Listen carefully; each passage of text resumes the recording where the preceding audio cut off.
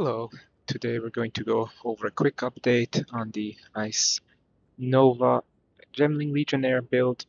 I'm going to show you afterwards quickly a map. We're going to put in a T16 map. We're going to do a bit of Overrun Abyss in a 200% Delirious map. So let me open that map so that it's ready. And then I'll show you quickly what was the updates. There's a few changes. Last video we upgraded from 200k sheet damage to 800k and we added Trinity on top. And now of course we pushed this a little bit further. We added more things on top and we increased our damage. These updates now get, ridiculously expensive. I made some money with selling a few breach rings. That got me a few hundred divines, actually even maybe 2,000 or so in total. And I invested most of that right back into the build. So, I mean, upgrades now just get crazy. This is definitely a very expensive right now, but I just wanted to see what we can do. So, the major changes. We're still running Trinity. We're still running it the same from the amulet. Ice Nova damage now from 800k sheet damage, we went to 1.6 million sheet damage, so another doubling of it. You see that I did not really change the cast speed, so this is real hit damage increase. The cast speed stays the same. My critical hit chance without the buff is still at 79.5, so if I buff myself with a infusion and then with a power charge, I am at 100% crit chance here, and I checked this in path building just to be sure that there is no weird calculation glitches going on. But so this is indeed 100%, or sometimes 99.5, depending on how the little variables fall. But it's very close to 100% crit chance while the build is running. The changes made is, the biggest first change is that we're currently at low life, so I'm now running this as a low life build. You see I currently have 74 life out of my 1000 life here. So I did do permanent low life with Atziri's Communion gem. I'll show you that. And that allows us a few things. First of all, it allows us to use all kinds of low life damage enhancements. And it allows us to run more spirit gems and set up everything a little bit differently. So let me go through that. The low life part, first of all, it allows me to use Execute here, where I get 30% more damage, which is of course great. So I put Execute into my Ice Nova. I put it also into my Frost Wall. I don't know if that actually does anything. By now, with that much damage, I very rarely actually use the Ice Wall or the Frost Wall, because Ice Nova basically kills everything. So I did keep Execute here. I have Orana Siege still for single target. I did keep Deliberation. This could also be +1 skills. It's damage-wise quite similar. So it could be the Cold Mastery here, right, for +1 skill. I'm at 39, so I have one more skill to go. I could go to 40. It's nice damage. I just didn't want to increase my mana any further. I want to be careful a little bit with the mana. So I have Deliberation here, but it could be +1 skill. Still considered casting and still seeing it too. My gems are balanced, 12 dex, 12 int, so that I have the movement speed penalty reduction for using skills while moving. So that's unchanged.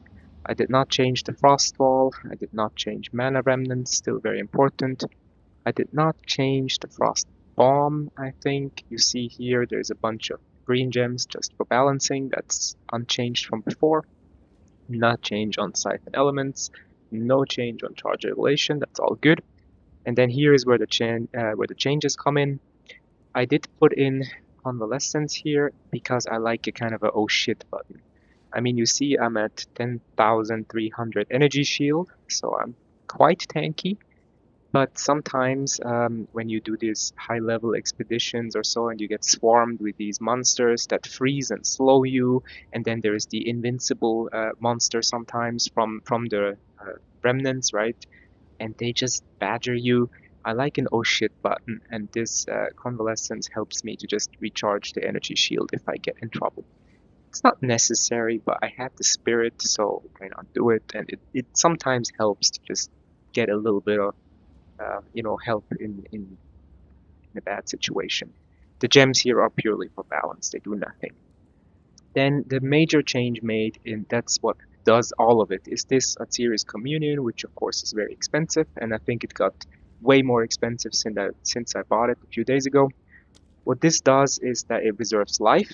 So right now I reserve 94% of my total life, and that's why I'm at low life at all times. I do that by having temporal chains in here, as I used to have it before, but now I put elemental weakness in here as well, so 2 curses, so that it really reserves a lot of the life.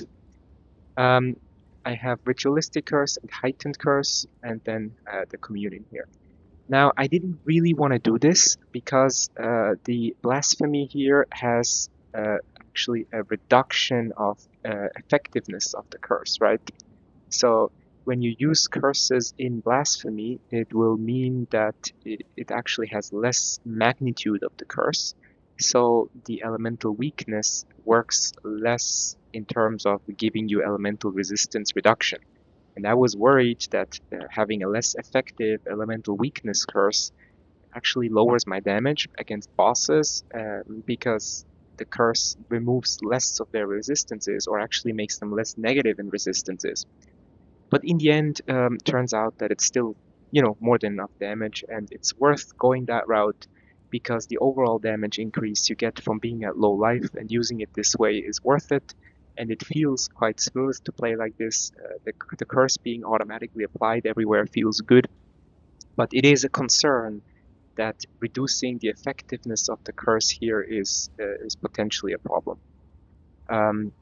So we see here that we get a reduction of the magnitude, and it's not ideal, but it's good enough. The only other thing that I changed then is I had some spirit over, basically because what I did is, do that. What I did is I switched my chest piece. I did go with a 1000 or 1100 energy shield chest for a while that didn't have spirit on it. But then I went back and brought spirit back into this 60 here, which meant I had some spirit. And so I switched from cast on elemental ailment to cast on critical. It doesn't really do much of a difference.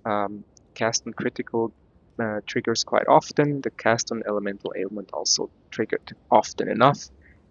So this is not necessarily a good change for that. It does use a little bit more spirit because the cast on elemental ailment had spirit efficiency for the reservation because of the gemling quality. So I lost like 25 spirit here, but I had it. So now I'm at 5 leftover spirit out of my 210. So that's okay. You could run here instead of cast on critical, the cast on elemental ailment.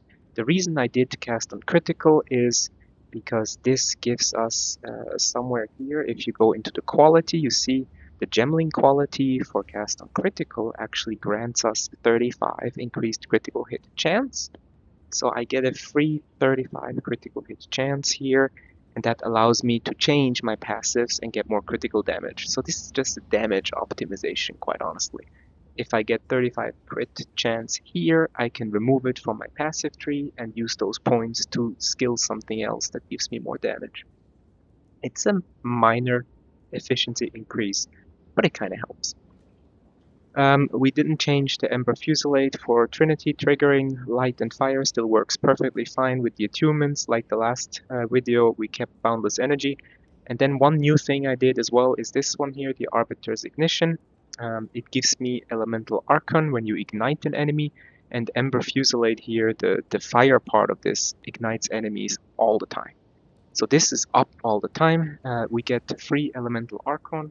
The Elemental Archon is a buff of 25% more damage. One moment, I can show you that.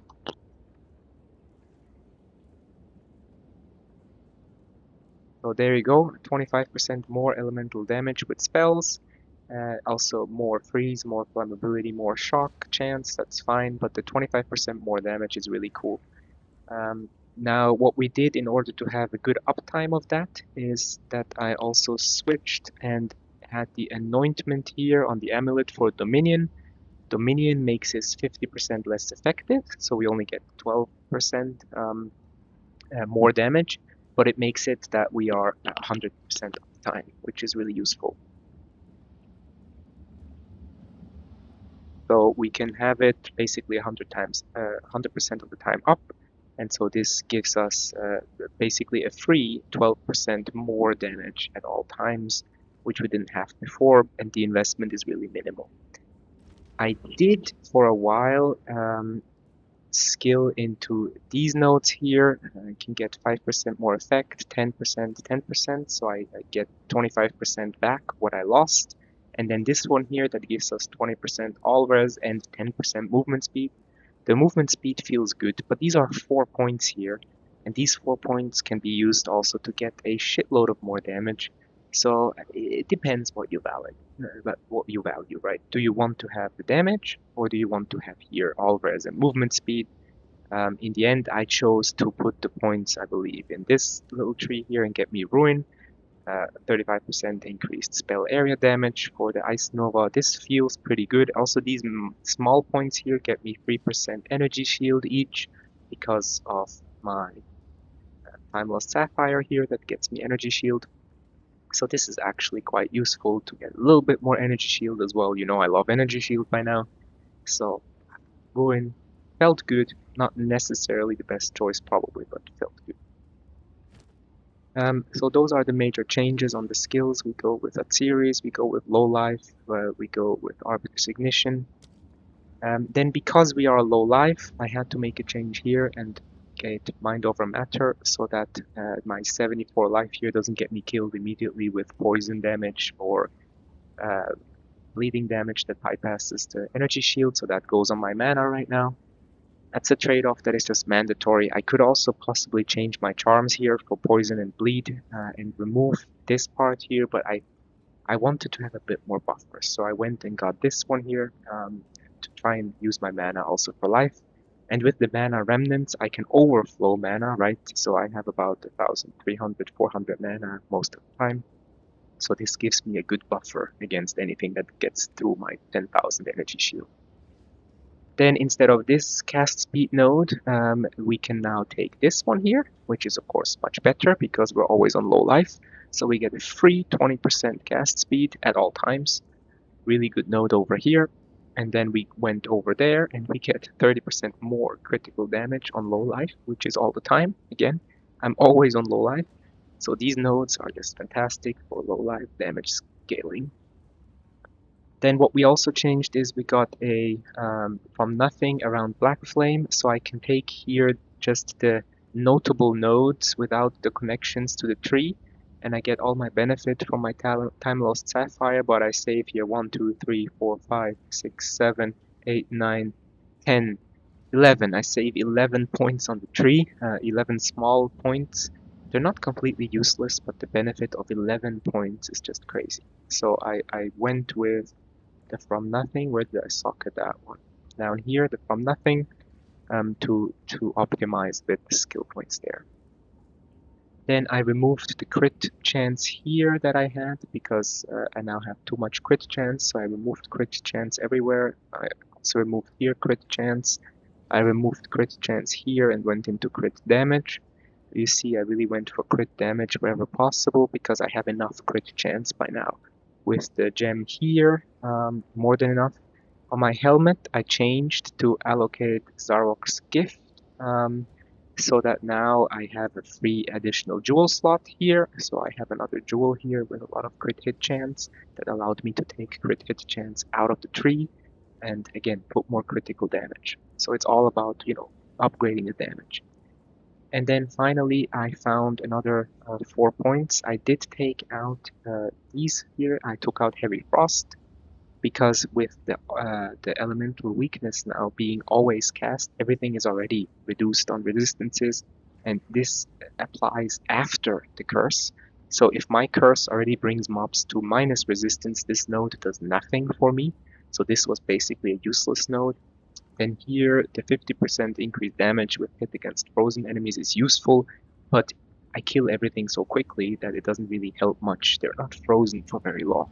If I one-hit everything, then damage against frozen is not that useful. So I removed these 3 points here, and I stole 1 point. I don't know, I think I had it here for crit damage. I removed those 4 points and I went down here and got myself another jewel socket. And then I did invest into the funny Voices Sapphire, which is super expensive. The worst one with 2 sockets, you can get up to 4 sockets, right? It costs you like 5 mirrors. The 3 socket one is like 5,000 divines or so. And the 2 socket one, I could get it for about 500 divines. I mean, just fucking crazy. 500 divines for one lousy jewel, but okay. So we got a Voices for 500 divines, and I added 2 more damage jewels here. So you see this one here, it has elemental and spell damage, a bit more crit damage, a bit more energy shield, and the same here. Spell damage, elemental, crit, and energy shield. So I got me these jewels, which have a lot more damage than anything else I could do. I could also have used, I could remove like the Dominion here and get rid of the Archon buff, but the best other node to anoint would have been Cooked, and Cooked is less damage than what I get from the Archon buff here. So overall, I think this is the best option. Of course, this Archon buff does not show currently in the sheet damage here, so this is actually lower than it could be. I could boost this up artificially, but then the overall damage in the game would be worse. It would just be for showing off the number here, which is not what I want to do. What else did we change? It's actually good. Oh, you also get here the 10% movement speed when on low life, which is always, right? So I did that. I upgraded here. I just changed what I had socketed here. Very simple. I did change my helmet just slightly, get 1 additional socket here. I put in cost efficiency. What I actually wanted to put in here is the idol, or is it the rune? I don't know. That gets me life regeneration, applies to mana regeneration, because we do get a lot of life regeneration from our virtuous barrier here. We get 5% mana 6% mana regeneration and life. So if I had that socketable to make the life regeneration also give me mana, I could get a lot more mana. But this the socketable for that costs like 60 divines or more, and I was like, just for a bit of mana regeneration, I didn't want to spend the 60 divines, quite honestly. So I went with cost efficiency, which is not perfect. Good enough. I think I didn't change anything else on the equipment otherwise. And in the skill tree, there shouldn't be any major changes apart from what we've just talked about. So compared to before, what we really did, if you look at the last video, we are still at the 100% crit damage, but now crit chance. Now the crit damage bonus is in-game 978. I think in the last video it was somewhere around 500 or so. So we basically doubled our damage with critical damage bonus. That's what it is. And this is why the overall damage is so much better. So now with that said, let me quickly go in the map and show you how it plays. But I mean, the difference by now is just minor. Everything just dies so quickly. Let's go to the map and play.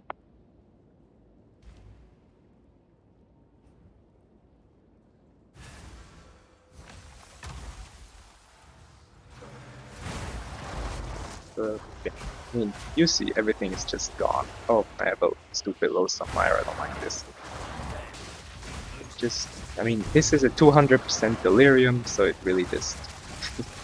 I can't see anything anymore, it's ridiculous, but... I see absolutely nothing, as you can understand here. This is crazy. This map is ridiculous, but you just run through and there's absolutely nothing that stands in the way. Everything is just gone. I mean, yeah. What more do we need to say? This is just... Oh, you see now, the bleed really gets me, so now I have my oh shit button here and I get out of it. So this map apparently rolled with the modifier to be corrupted. So it's not cleansed, it's corrupted, so it rolls all kind of bleed effects that really hurt, quite honestly. You also see here Trinity. Trinity is always nicely balancing. You see now it was nearly full basically. Now it's getting quite full here. Pretty balanced, no lightning, so the lightning it's fully balanced, fully up. So you actually see Trinity is working quite well. Let's go over here. I mean, this is just, from visibility point of view, this is getting fucking crazy. I see absolutely nothing here. So, yeah. I mean, the power of the build is ridiculous, as you can see. Everything's just gone. I'm looking for a boss to quickly showcase maybe a boss. Let's maybe rush the boss quickly. Let's go rush the boss. Where would that be?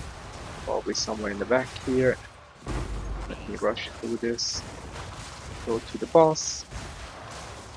I hate these maps with the corrupted, because so much stuff spawns and it just makes movement impossible. So here's the boss. Let's quickly do a boss.